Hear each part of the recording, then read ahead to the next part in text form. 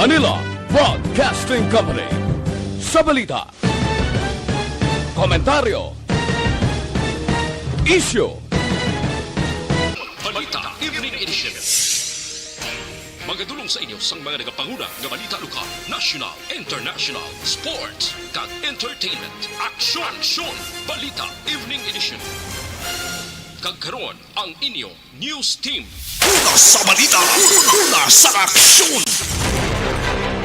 Mayong gabi syudad sa Bacolod, Western Visayas, kag bugos nga Pilipinas. Welcome na sa pangalagad sang Aksyon Balita Evening Edition. Karon nga adlaw Huwebes sa Desyembre 16 sa tuig 2021.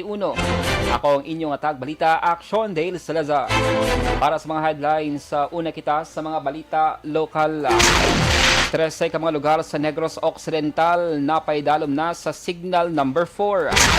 Preemptive evacuation gipatuman sa pila ka mga lugar sa Bacolod kag Negros Occidental. Sa balita national, bagyong Odette makatatlo ka beses nga naglandfall subong nga hapon. Ito ka close contacts ang duha ka Omicron cases negatibo sa COVID-19. Detalye sa mga balita lokal pagkatapos gid lamang sini. Life Extension. Ang elementary nga evacuation center na concern din baha man. Uy, dati tinagaman apat kumansaka ang tubig. Actually, ito po medyo mataas na ang tubig. So, ulat natin nga pasuwat nga nag-traffic to or nag-transit dito sa sulod. Ang continuous rain ang nag-subject sa factor sa pagsaka sa sining tubig sa subong.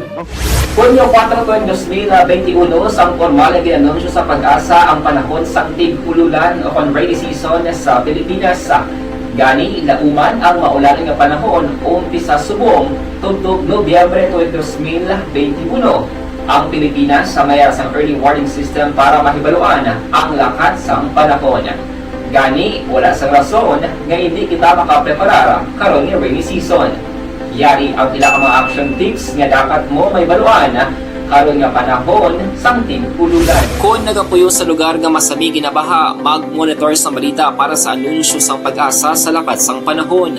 Isa sa pinakapos nga pamaagi para malikawan nga magsulod ang baha sa balay, among paggamit sang sandbag. Ang sandbag ang isa kasako nga may unod nga balas nga pwede ibutang sa pertahan upon ginaagyan sang tubig para temporaryo nga makontrol ang pagsulod sang tubig sa inyong nga balay. Antes naman ng rainy season, dapat nakapreparar ka na sa pagkaon, flashlight, pito, kandila, hygiene kit, power bank, transistor radio, importante nga mga dokumento, kag iban pa nga kinahanglanon. Pili ang dapat isulod sa go bag nga dapat ibutang sa isa ka lugar nga mapus kuhaon sa tion nga kinahanglan nga mag-evacuate. Sa tion sa pagbaha, dapat butangan sang tape ang saksakan sang mga outlet kag ibutang sa mataas nga mga lugar ang appliances. Kunyara sa evacuation center, dapat man nga ipatuman ang minimum health protocol, face mask, face shield kag social distancing batok sa COVID-19.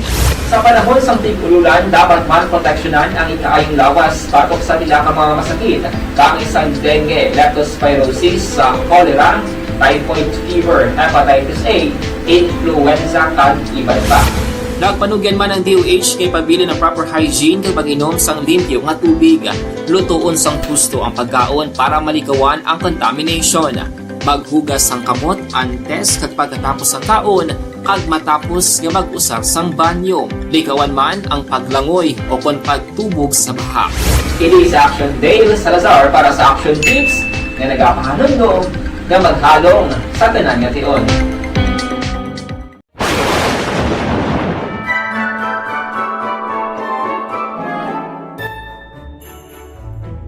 For Christmas is tradition time.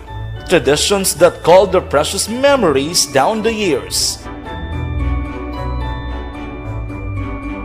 Ululupod kita sa gihapon sa pagbaton sang Espiritu ni Kristo.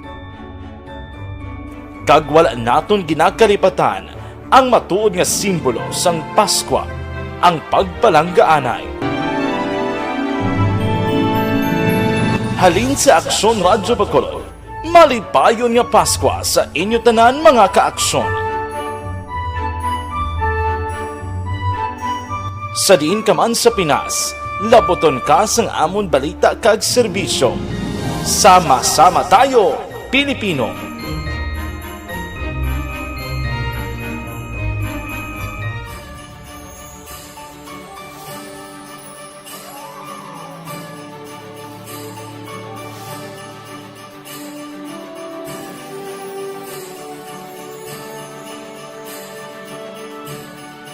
Ang Pasko isa ka selebrasyon sang dako nga gugma sang Dios. Iniimbitasyon man sa paghatag sini nga gugma sa isa kag isa. Sining tiyempo sang COVID-19, kita ginahatagan sang kahigayunan nga mangin alagyan sang dako nga gugma sang Dios. Pagi sa aton pagtatap, pagbulig, kag ululupod na pagpanglakaton bilang simbahan sang paghigugma. Mula sa aksyon!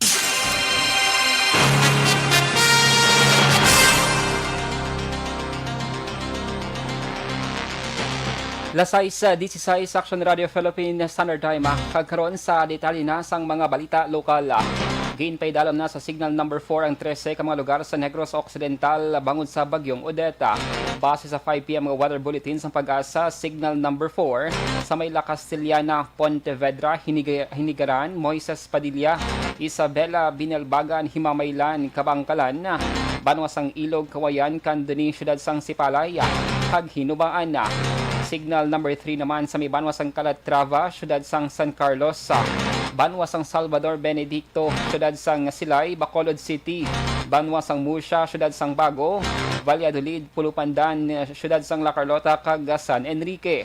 Samtang napaidalam naman sa signal number 2 ang nabilin nga mga lugar sa Negros Occidental. Ang bagyo may dalang hangin nga may kabaskugon nga 195 km/h kag pagmadlos sa tubtob 270 km/h. Ang bagyo nagahulag westward sa kada sigon nga 30 km/h.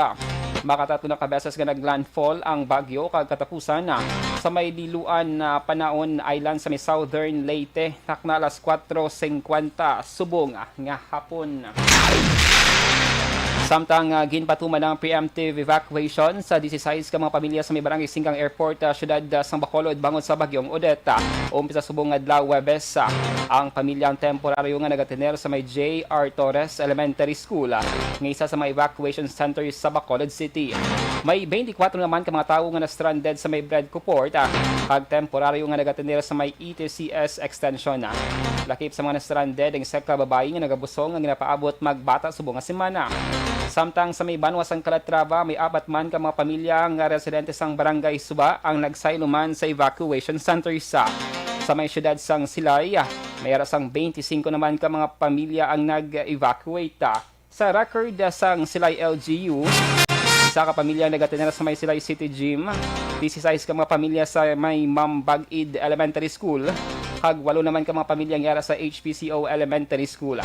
Ang mga evacuees ang nagbatong sa relief goods nga ginalakipan. Sang 3 ka kilo nga bugas, 5 ka packs ng Energen, kag 4 ka canned goods. Mayroon naman sang mobile soup kitchen para mag-service ang arroz caldo sa mga evacuees.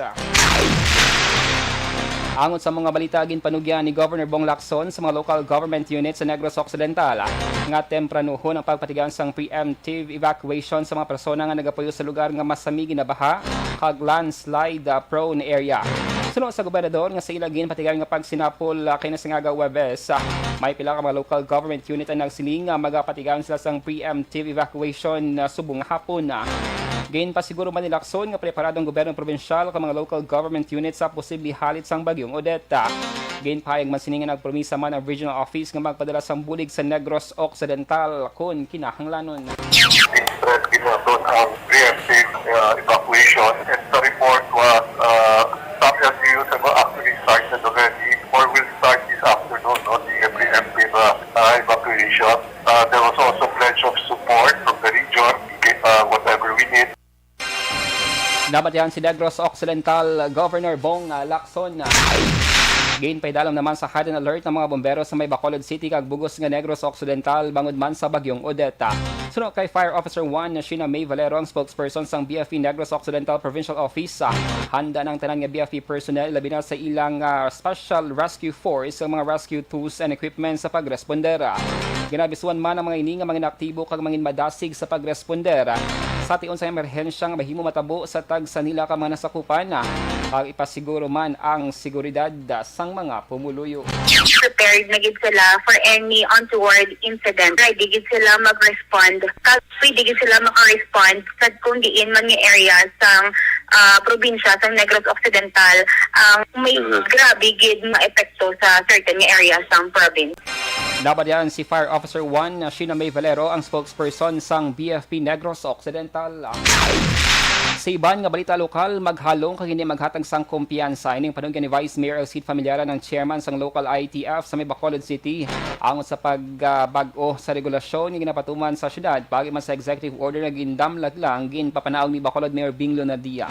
Suno kay Familiaran, wala pa matapos ang problema sang pandemya, gani mas labing maayo nga magsunod sa gihapon sa ginapatuman nga health protocol. Dugang pa sang Vice Alcalde, wala nagakahulugan nga kung mayara gid man sang adjustment kag suspension sa curfew or lakip ng pagbaka kapag service ang ilimnon, hilway na nga makahimo ang tanan nga aktibidad ang publiko. Sa nibuluan nga base sa Executive Order No. 60 nga ginpagwa sang alkalde, mayara sang adjustment sa implementasyon sang curfew sa Desyembre 16 sa tubtob 23 kag Desyembre 26 sa tubtob 30 sa dinini ang mag-uumpisa na alas 11 sang gabi tubtob alas 3 sang kaagahon. Samtang suspendido naman ang pagpatuman sang curfew sa Desyembre 24, 25 kag 31. Specify ang period of coverage or ang period of exemption. So after that, ang aton yung enforcers na ton will monitor siyang violation. Dapat yan si Bacolod Vice Mayor Elcida Familiaran. Sa balita, una sa aksyon! Lasay sa 22 sa Aksyon Radio Philippine Standard Time GTX sa 500 capsule mga kaaksyon, mataas balang presyon sa imong dugoy kauban.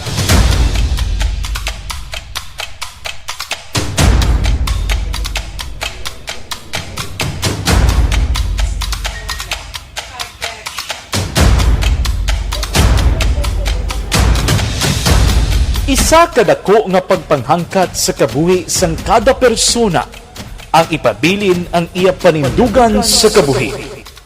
Bangod sa mga pagtilaw, kabudlayan, kapigaduhon, kag krisis, madamo ang nagbuya sang ila panindugan sa kabuhi. Tama na! Parang awan nyo na!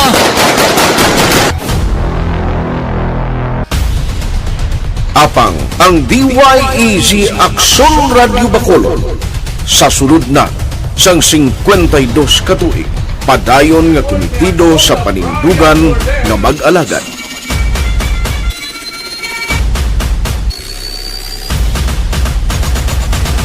Aksyon Radio Bacolod 52 katuig na nga mabinungahon sa pagtuman sang panindugan nga magtulong sang matuod nga serbisyo publiko, balita kag kalingawan sa radyo.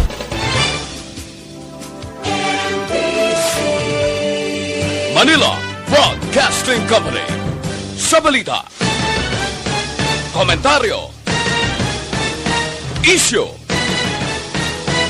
serbisyo publiko. Aksyon Radio! Sa Bacolod, Aksyon Radio! Aksyon Radio!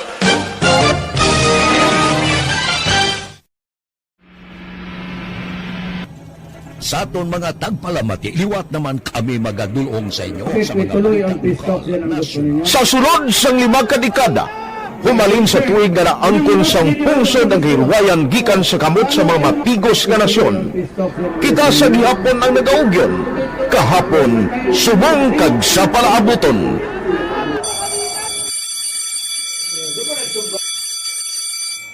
Ang Aksyon Radio, so natin lain-lain ang alam mo. Samtang nagalain-lain ang manager sa Manila Broadcasting Company, may araman niya lain-lain sila nagangalan. May ngalangan nila. Basta ang naluyagan sa manager ingalan niya na. Nag-una ini siya nakilala dito sa La Carlota. Pagkatapos, yung sa dito sa Bacolod, amo na nagtulukaw na ang nagkalain-lain ng mga manager, Boy Robles, si Connie po, naging manager, si Rani Hanggayo, si Johnny Bere, si JJ Campo, kag subong si Miss Nuna Di Maala Magbanwa.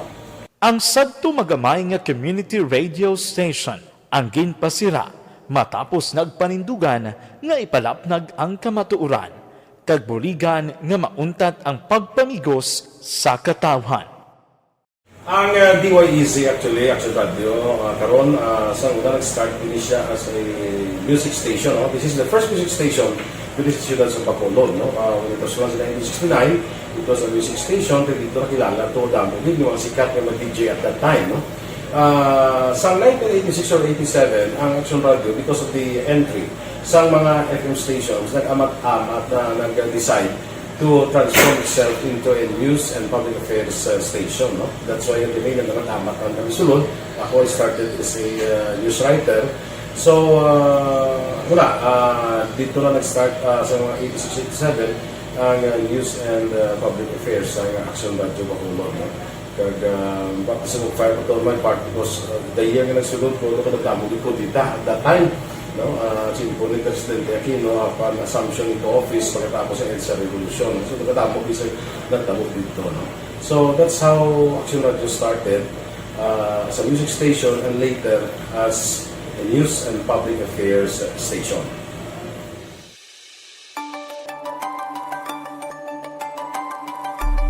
Sa sulod na sang 52 ka tuig, nagapabilin nga komitido ang Aksyon Radio Bacolod nga tumanon ang mga pasalig sa publiko nga maghatag sa mga balita nga may basihan, matuod nga impormasyon, komentaryo nga wala sang ginadampigan. Lapnagon nga serbisyo publiko kag patas nga talakayan sa kahanginan. Because as a reporter, it is always our commitment to be honest, especially sa paghatag sa impormasyon sa mga tao kay man kalabanan sa mga tao subong ang naga-rely gid or salin sa muna ang mga tao naga-rely gid sa impormasyon na ginahatag sa mga media people. So that is my commitment nga mangin tampad sa serbisyo. Ang balita nga mabatian sa DYEZ Aksyon Radio Bacolod ang nagaagi sa maidid nga pag-usisa kag pagtipon sang impormasyon. Lamang masiguro nga ang mabaton nga impormasyon sang publiko ang matuod kag wala sang may ginapasino. Ginahimo sa Aksyon Radio ang pagbalita, gina-follow up, ginakadtuan, personal para mahibaluan kung anano ang kaundan sang balita, kung matuod kag hindi nga balita. Dira mahibaluan sa amon nga mga tagpalamati ang factual kag may basihan nga balita para sa aton sini nga mga kaaksyon. Sa piyak sa amat-amat nga pag-init sang away sa politika, Eto po, tatandaan nyo, kasi itataga po natin ito sa bato. The last man standing is a woman. padayon nga nagapanindugan ang Aksyon Radio Bacolod nga patas sa pagdalas ng balita. Ginhawat ang himo sa mga health protocols. You cannot treat Bacolod as an island. It is part of Negros Occidental. It is part of Negros Island and it's part of the Philippines. Ang problema kita. So let us avoid something like that again. Kinahanglan maapilar ko sa gihapon sa inyo sa pagsunod strictly sa aton mga health protocols. Na masobra na 5 kadekada, wala na ikuan ang pangalan sang DYEZ, Aksyon Radio Bacolod, kag padayon nga ginasaligan sang minilyon nga tagpanamati sa isla sang Negros. So ako as a member sa Aksyon Radio family, that's been my principle ever since, no? Kaya kinanglan ang mga informasyon nga ato ginapagawa sa tao are credible and legitimate, no? Kaya muna ato din ang main responsibility as a broadcaster, no? Kaya ang ato responsibility is to inform, to educate, and to entertain. Now, parang mahimo na ito rin we should be very credible and magpagawa lang sa mga legitimate na mga information. That is why ang Aksyon Radio ever since nag-aaway kita sa tinatawag ng fake news blog because we want to give credible information, truthful information sa aton nga mga listeners. So that is our commitment sa aton nga mga listeners nga we will serve you in the most credible manner kag pinaka-legitimate nga mga information nga kinahanglan ninyo sa inyo sining adlaw-adlaw nga pamumuhay, no? So kami dire sa Aksyon Radio, that is our commitment to give you, to inform, to educate you, and to entertain you sa among sining masarangan. Ang pagdulong sang informasyon isa ka commitment para sa aton sining mga tagpalamati ang matutuod nga balita. Kay kung hindi matuod nga balita, wala man sang dapat nga balita. Dapat ang balita gid nga para gid sa aton sining mga kauturan.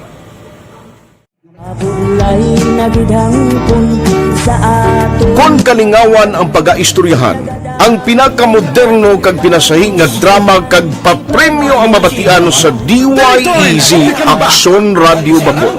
684. Naku sa respeto ko sa ako na. Dapat ka ba lang respetohon, ha? Kakagido, no? Tuto, sobra ka na! Sobra ng bakbak mo! Sobrahan man! Hoy, bisa nagapakaon ka sa amon? Humalin sa mga drama nga makatalandog balatyagon, mga drama nga napuno sa aksyon kag pagtulunan sa kabuhi kag drama nga puno sang kalingawan kag kabayan, diritanan mabatian sa DYEZ Aksyon Radio Bacolod.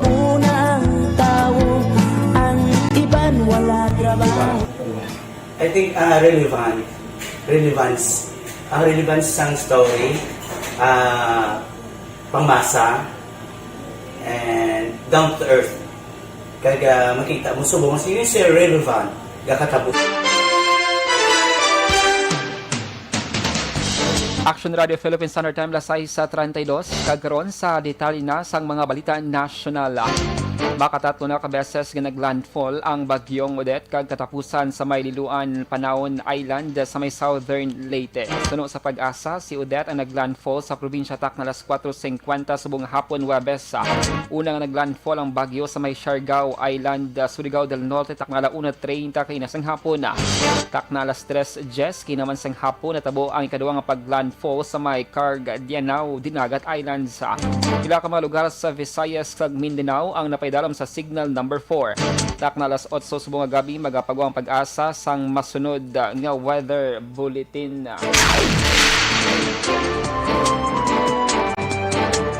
Action Radio Philippines Standard Time lasay sa 32. I-check natin sa Action. Eric Magbanwa mayara sang flash report. Action Eric. Yes, Action Deal, no? Nag-report kita live dirigid mismo sa may tumangan sa ERB, call center Action Deal, no? Ang area sa buong namon, diri sa area sang Lacson, may portion diri nga totally burn out. Tungkol nga may duha diri ka dalagko ka poste, sang siniko Action Deal nga nagbalapag diri sa tunga gisad dalan. Kung magpasurod ka sa Ayala, Action Deal, at duha ini ka dalagko ka mga poste sa siniko, no? Ang nagkaratumba, may mga dalagko ka mga transformer Action Brian, no? Ari ang driver sa isa ka Ford Ranger, kaya ang iya siring prastada, natingala siya ka nakasangit ang guma niya gulpi lang, kag subong Action Deal, ang kable sa kuryente sa siniko, aragin sa dalong sa iya siring salakyan Ford Ranger, Action Deal, no? Sir, anong prastada? Anong natabo man? Ha? Anong natabo yung primero?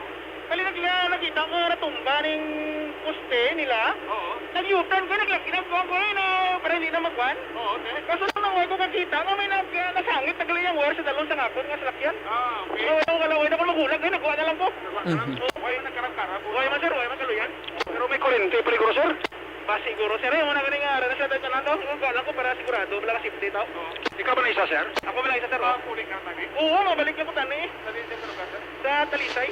Talisay. Bang salakyan mo sir, medyo nagsagit ang kurentes na nga. Labo na. Okay lang na. Okay ka sir? Okay lang ko, kulba. Medyo kulba. Mr. Alba. Mr. Alba, Action Deal, no? So, ang sitwasyon siya pong diri, ang personal sa Sinayco, ari na diri subong, pero may mga salakyan pa diri nga POJ, Action Deal, no? Salakyan ini POJ, nagabiyahe Pata Libertad, no? Pagkatapos, pagpay actually ka mga salakyan mong, atong Ford Ranger kaya nag-retable na to si Mr. Alba, ang linya sa kuryente sa Sinayco, arigin sa dalawang sa siya nga salakyan, no? Ang isa ka POJ diri nga Pata Libertad ginadescribe naton, nagatungtong ang sa kadamo ang kablis ang ibabaw sa katop, no? May isa pag diri Action Deal, dahil nagit kay kapalapit ko diri, pero precaution kita kay basi may kurente pa nibla, no? Duwa hindi ka tanagko ka mga transformer action Dale, no? Poste ini sa Sineco, ambot ang pasado doon nautod ginis tunga doon ini, no? Nautod sa tunga ang ila sini nga poste, amo ni ko rason nga nagkaya gid ginis tunga dalan, hilay gid doon, pag gid naghaplak gid puli. Daw sa tunga sang dalan ni sa gatubangan sang ERB call center action dito ni gidara taga Sineco, at Sineco, no? Gusto tayo may taga Sineco, kung ano ang matabo sini, no? Cut off naman din ang linya, no? Sir, ang linya, sir, cut off naman ni sir, wala problema. Wala na power. Ha? Wala na power. Wala power? Okay. Aksyon doon, nakikita rin, no? Kaya nga, kung monitor nag-silo, ano nakikita rin, no? Sa dali aksyon din, no? Okay, aksyon din.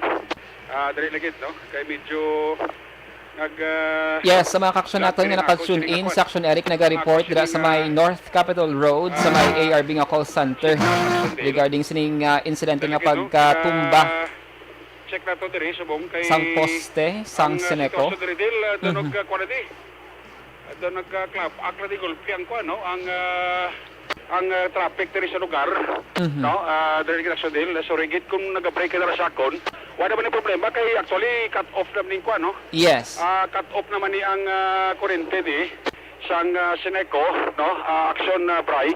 Actually ari pati ganyan taga DRRMO, no? Sang syudad nag-assist diri para nga makontrol anay kag malikawan anay nga makuan diri makasulod ang mga salakyan diri aksyon deal, no? Wala naman problema. Di, ari pagkakaliw, may isa pagkakasalakyan nga lidi. Ito, no, kung sinong driver sini. Himo ni Kagawad? Kagawad Diaz. Si Kagawad Diaz, himo ni Kagawad? Oo, okay. Ano tapo man? Nang alin kami sa Ayala, nag-decide kami nga mapuli na lang kay sa radyo nga maabot na ang typhoon.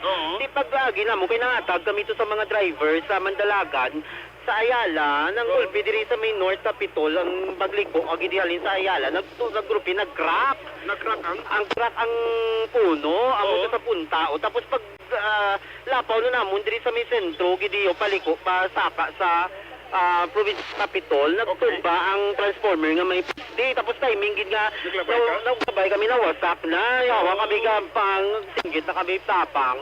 Nagdidilagan mga tao, may lanabrihan ang bitana, hindi na mga ang pertahan, kaya ang kurente, kadlagod-lag ko. Tapos nagtumba ang ikadua sa bitana, alagamang kami to. Tatlo kami, sir, yung isa ng puli na to. At nang pasalamat man kami sa Ginoo nga kami in between, kisan duwa ka puste, balahaw. Wala kami kami nga mapuli na kay nang na sa radyo ka pamati kami nga kusok na gid ang bagyo mapuli na manggid kami kag maano sa ngamon evacuation to bala to how to pasalamat na kami nagtulumba gid grabe wala kami expectar na natumba tulad sa hangin guro bala or buhawi siguro wala kami ka buhawi ang ibupod subong din ang puso namon nang hospital ko nagahin na gid matsyag uli ara sa likod tapos si sir tikang salakyan niya ipa-pull out na namon siguro wala man sa minigo sa inyo wala nang may lang kay wala gid na ang kurente kadamol bala nang di kami kagwa yawan kami singgit tabang do ka saga namon do end of the world na bala to ha kaya wala gid kay nagdinalagan man di kami na lang ginagwa sa bintana may lang pinabrihan namon ki timing man nga pag-abri namon kay wala kami nag-aircon okay so pa ibalo lang ko sa tanan ta nga bumuli sa bakulod doon nga magalong kita kay ti amo ginigaling ka di mapakta namon ni kakusog subong nga sobra pa di kay baguruping tina timingan siguro nga ti siguro may ara to nga naglabay gid nga buhawi nagkusog-usog gid ang hangin so pasalamat man kami sa Ginoo nga hindi pa gid guro amon simpo subong ka makaserbisyo pakita sa Pumuluyo. Gani Kagawad ang salakyan man nga salakyan man? Iyan isa niya isang friend ko. Ay isang friend mo ni sir anong salakyan mo ni sir? Anong salakyan mo ni? Strada ni. Okay. Sabi sa likod ba kasakay ni Wai? sa may backseat ko, may ara, may upod kami nga babae, pero nagpuli na siya. Okay man siya? Okay man siya. Actually, okay kami, kinakagwa kami mandayo, naka-abre ko. Pero ang babaw, ang atop na sa akon sa lakyan, medyo na-deform, kaya tungkol siguro bugat kitang kurente. Wala ka sir, kaya wala sa may nakurente siya, no? Amo to, kaya nakahingagaw, di ko kami gwa. Okay. Sino ka na sir? Tata Bantolo. Ikaw ang driver? Oo. Sige, Tata Bantolo, Aksyon Del, no? Kag si Kagawad Jonathan Diaz Jr. Daw nakipo siya tugin daw first time na tamo ni siya kabuhi nga mo ni sitwasyon, no? May ari pagkakali Aksyon Brian Galitiho. Aksyon Brian? Yes, Aksyon Eric, go ahead. Aksyon Del, may tako-tako pagkakali kakahoy di ho. Natumba na yun sa may kilid siyang balatihan mo ng pasal, hangin Aksyon Brian, Aksyon Del, no? Hangin ina nga porte ka Paskog. Dali lang, no? Dali ka kasi matabok ko kami yung kurintibla. May tako-tako pagkakali kakahoy nga natumba Aksyon Del. Direct sa may kilid siyang provincial capital, no? Tapos going ka Ayala, tako-tako mapuno siyang kahoy ni, no? Ang natumba. Subong hari na diri ang taga DRRMO nga rescue unit kagang ilang siniga ladder. Siguro ayawan ni sila guro ka tapos Aksyon Del, no?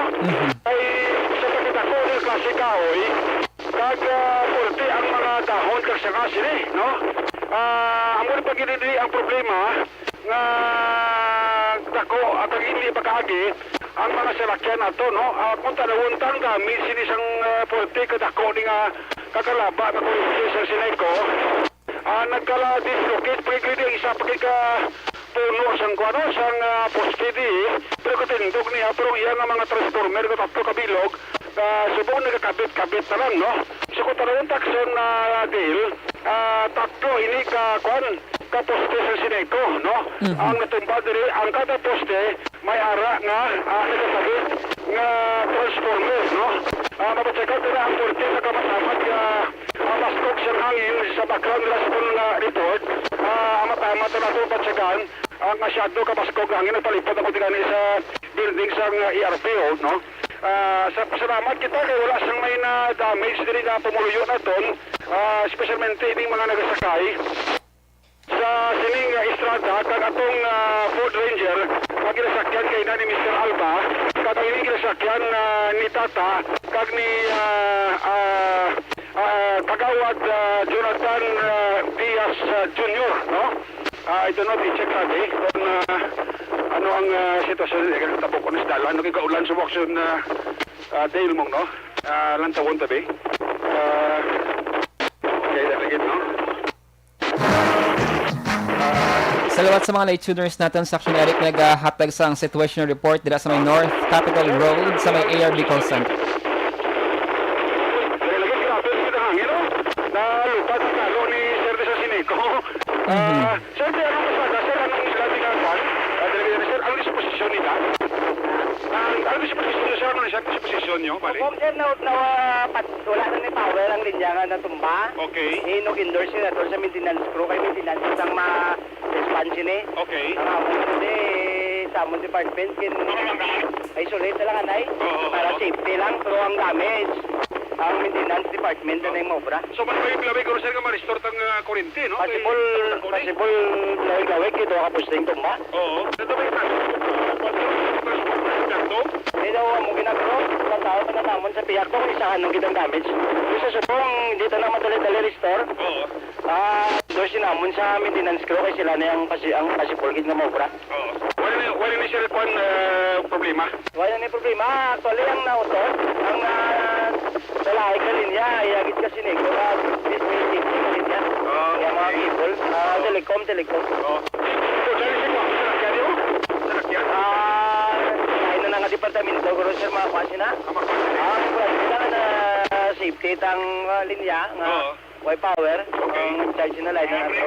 Sige. Sino ka na, sir? Si Stephen Tana. Stephen Tana, balik ko kayo, sir, no? Stephen Tana. Ano ka na, sir, sa Sineco? Troubleshooter kami, amon in charge subong ang kwan ng span. Okay, naman ito naman din. Stephen, Stephen Tana, no? Stephen Tana, isa sa mga Sineco personnel ang nag-responder. Wala man dapat ang aksyon Dale. Pero malawig-lawig karoon niya ma-restore na ito ng linya sa Sineco. Kilid lang sa ERB, no? So sa siling matilion, bababati abot to kinang background sa suro hangin at aksyon Dale, no? Grabe kita kapasigog sa hangin. Naglulupad ka ng kalo to ni Mr. Tana ito sa Sineco sa interview ta. Muna kasi ang problema di kung paano nila ni karon amat-amat na di kakaso ang nagkatungtong sa pagkalapa kag pagkabugat nga linya sa Sineco ni karon kag PLDT sa nagtungtong ni sa atopong sa salakyan nga Ford Ranger Hilux ni Aksyon Dale bulubudlay na kinagtungtong sa sa ato na-dislocate kay Aksyon Dale, no? Ang salakyan ang Mitsubishi ni nung pula pick up nga amuni ang ginasakyan ni Kagawad Jonathan Diaz Jr. opo sa sining mga kauplanan, no? Ang imo dila ba tayo background forsa ina sa hangin, no? Kaya ari gusto madalan mabulubudlay di ba na dislocate yung ato biyaho nagpilo aksyon Dale, no? So ang problema pati karon ang takot-ako ni nga kahoy pag hindi nga natumba mismo diri sa kilid lang gid, no? Sa old Capitol building diri ayon sa side sa Vice Governor's Office, no? Kung magkarikta kaya pakasto Ayala halika ni Aksyon amon ni siya diri kinalayo sa kilid sa old Capitol building sa provincial capital Aksyon Dale. Ang pasalamatan talaga kasi wala sa may na-damage or na-injured na ito nga tumuloyo nga natabuan sa sining aksidente, especialmente ini nagasakay sa Mitsubishi pickup kagining salakyan. Way nadigiling ko, no? Nakagawa na, no? Nakalakap Aksyon Dale, no? Ang Ford Ranger nga una na itong kinanatervyo si Mr. Alba nakalakat na balik nila sa lugar sa bahin sang Talisay City. Sa muna ito on the spot report diri sa may dalan sang Lacson sa kilid lang sang Kapitolyo Provincial going sa dalan sang Ayala. Ako naman si Aksyon Eric Magbanwa, mga kaksyon sa dinig ka mga bahin sa Pinas. Labuton ka sa amon balita kag serbisyo. Sama-sama tayo, Pilipino. Una sa balita, una sa aksyon. Sa Bacolod, Aksyon Radio.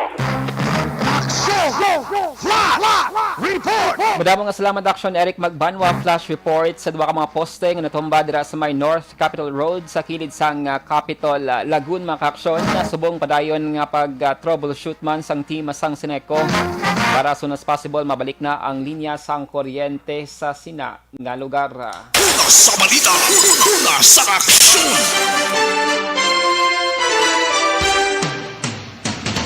Sa katapusan nga balita national, ginpahayag ni presidential aspirant kag Manila Mayor Isko Moreno nga iya pagatukuron ang Iloilo Guimaras Bridge sa tion nga magdaog sa May 2022 presidential race. Ang taytay ang kabahin sang Inter-Island Bridge Project sang DPWH nga nagatuyo nga mag-angot sa isla sang Panay, Guimaras kag Negros. Inang promisa ni Moreno kay Iloilo City Mayor Jerry Treñas sa courtesy call sang partido kahapon nga daw Miyerkules. Ang Panay Guimaras Negros Bridge ang pinakamalabang nga taytay sa Western Visayas ginagalaba sang 32 kilometros. Ini ang natunga sa duwa ka mga component ang 13 kilometers Panay Guimaras Link kag Guimaras Negros Link nga may 19.47 kilometers. Suno sa nedang proyekto ang posible mag-uumpisa sa 2025 kag target nga matapos sa 2030. Suno sa DPWH ang South Korean government ang maghahatag sang financial support sa sini nga proyekto. Sa balita, una sa aksyon! Aksyon Radio Philippine Standard Time, alas 6:49. Inyo nabatian ang kabugusan ng mga balita sa Aksyon Balita Evening Edition. Karon nga daw Webes, Disyembre 16, tuig 2021. Tutok mga ka-aksyon sa special coverage sa Aksyon Radio Bacolod sa Bagyong Odette. Makaupod naton up next sa Aksyon Brian Morden sa Aksyon Firing Line.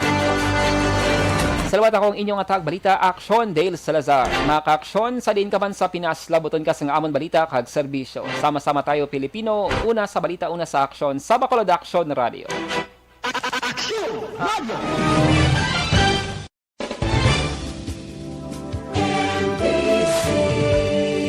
Manila Broadcasting Company. Sa balita, komentaryo, issue, serbisyo publiko. Aksyon Radio. Sa Bacolod, Aksyon